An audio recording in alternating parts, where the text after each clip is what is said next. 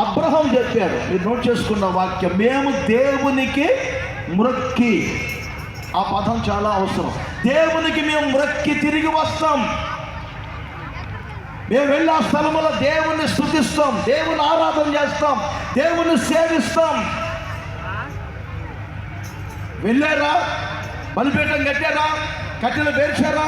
ఇస్సాకును బంధించారా? వెంటనే కత్తి పైకి లేపారు. మనకు తెలిసిన చరిత్ర అయినప్పటికీ ఇందులో మనం గమనించవలసిన ఒక విషయం ఏమిటి? ప్రియమైన సహోదరులారా, దేవుడి స్వరాన్ని అబ్రహాం విన్నారు. అబ్రహామా, అబ్రహామా, నీ కుమారునికి ఏ హాని చేయవద్దు, నీకు ఒకడై ఉన్నప్పుడు నీ కుమారుణ్ణి ఇస్తావా, వెనకగా తెస్తావా అని పరీక్షించానని చెప్పారు. అలాగే చేత పట్టుకున్న కత్తితో అలా చూస్తూ ఉన్నప్పుడు 13వ వచనములో వ్రాయబడిన విషయం ఏం తెలుసండి? అక్కడ పొదలో కొమ్ములు తగిలించుకొని ఉన్నటువంటి ఒక పొట్టేలు. మనం బైబిల్ పరంగా గొర్రె పిల్లని ఉపయోగించవచ్చు. ఎందుకంటే జగదుత్పత్తికి మొదలుకొని ఏమైనా వధించబడుతున్నటువంటి గొర్రె పిల్ల అని పరిశుద్ధ గ్రంథం చెప్తుంది. కాబట్టి పొట్టేలు అనే పదం దగ్గర మనం గొర్రె పిల్ల అనే పదం ఉపయోగించవచ్చు. ఒక గొర్రె పిల్ల కనబడింది. ఈ రాత్రి ఎందుకు పరిశుద్ధాత్ముడు ఈ మాట మన ముందు పెట్టారంటే, యెహోవా అను రాజును మ్రొక్కుటకు ఈ గుడారాల పండుగ వచ్చారే.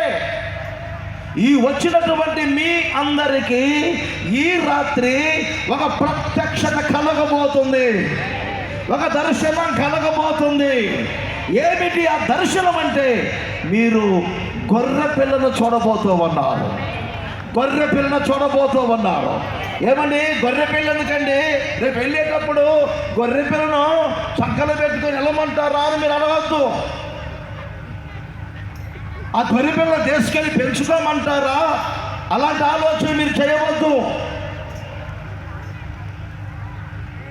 గొర్రె పిల్ల అనే ఆ పదానికి మనం గుర్తించాల్సిన విషయం ఏంటి?